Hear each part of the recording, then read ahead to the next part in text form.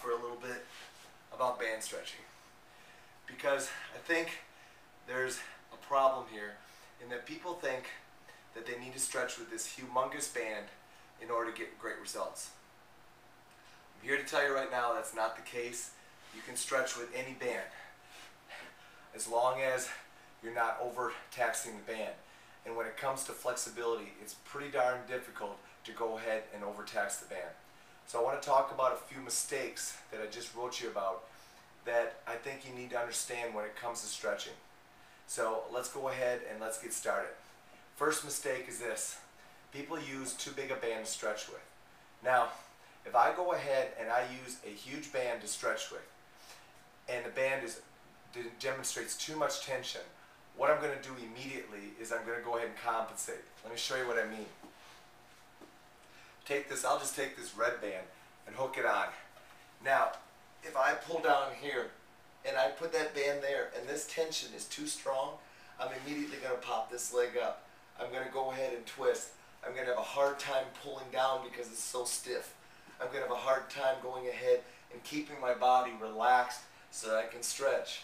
The fact is, if this tension of this band is too strong, it's simply not going to allow you to relax enough, and therefore you're going to create an inhibitory effect, which is not going to allow you to stretch out at all. So what I say is you're just fighting with the band and you're not going to get any kind of results. That's the first mistake. How do you solution that? Hey, just go down to a smaller band. Very simple. Second mistake that people are making is they're not completing the exercise as we'd like it to.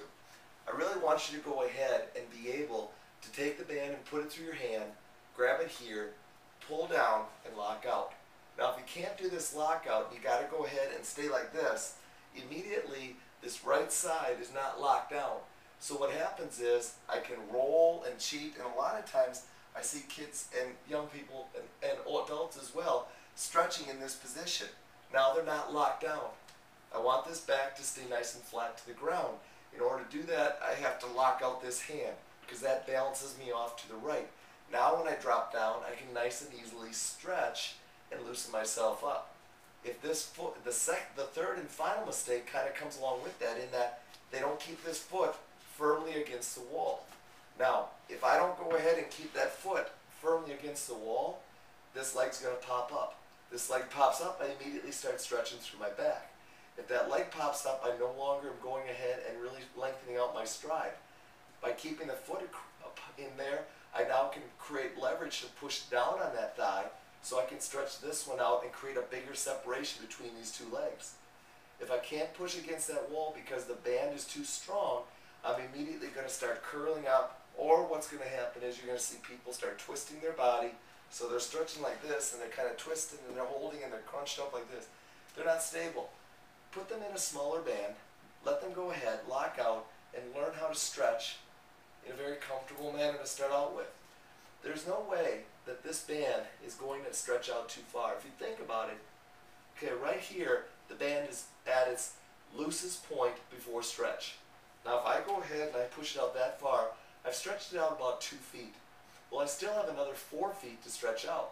So even if I wanted more tension and I took up the slack by wrapping it around my hand and then locked it out, I'm still able to get great pressure, and I'm not over-tensioning my body, so I can relax and stretch out and do it the way I want to do it. So the fact of the matter is, we're stretching with too big of bands very often. And why not go ahead and just take up a little bit of the slack on the band, or be able to put the band in a locked out position, do the full movement of the stretch, and you're going to get a lot better results. And you're going to have to do that with a smaller band. So that said, I think it's time.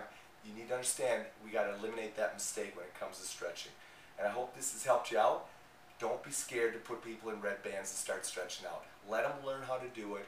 And then as soon as you start seeing them really wanting to tax the band and start stretching it, especially when they start stretching it from their pulling hand to their foot, when you see that distance really starting to get tensioned and increased, that's when you go ahead and you step in and say, hey, let's take you up to the next size band and let's try it. But until then, until they can lock their hand out and you see that tension between the hand of the same side that the leg is being stretched on, that tension between that hand and foot getting increased, don't worry about it. They're not going to overstretch the band, and they're going to get a much better stretch to start out with. But once again, you do have to increase flexibility, you do have to increase your band size eventually, but you know what? You don't have to do it right away. Teach your people in red bands, and then let's go from there. Hope that tip helped you out.